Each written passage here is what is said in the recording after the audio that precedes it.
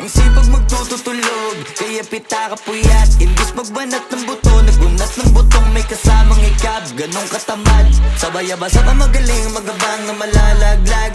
At nagtataka ka pa kapag sabay sa mawala ka na nakakapkap.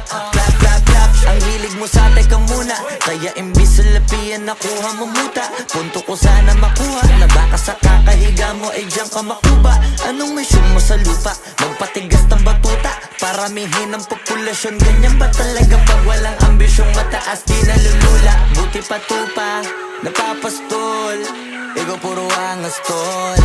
Halata nagpapanggap, pagda sa labas ng door. Iba-ibang palabas, kaya madalas mag-mall. Akala mo lang nakahabol ka na, pero di ka pa nakakascore. Di lang pala yung tulog yung pwedeng may mapanaginipan.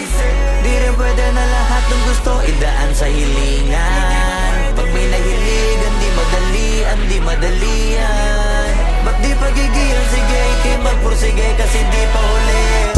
Pero sa'yo yan nakadepende, di yun nakabase ka sa swerte. Di laging pa pwede na, yung pwede lang kung pwede nga. Isipin na walang bagay na hindi pwede. Siyempre, di araw-araw, 25 na Disyembre. Darating at darating ang peste, yan ang dapat mong pagandaan. Kasi buti pa yung leche, plano may plano kahit leche.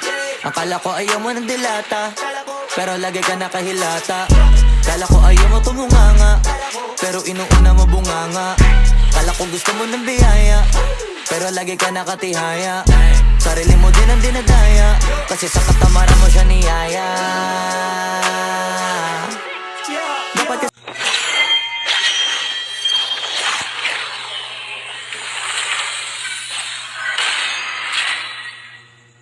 hinayang, sama sa sayang. Hoy batugan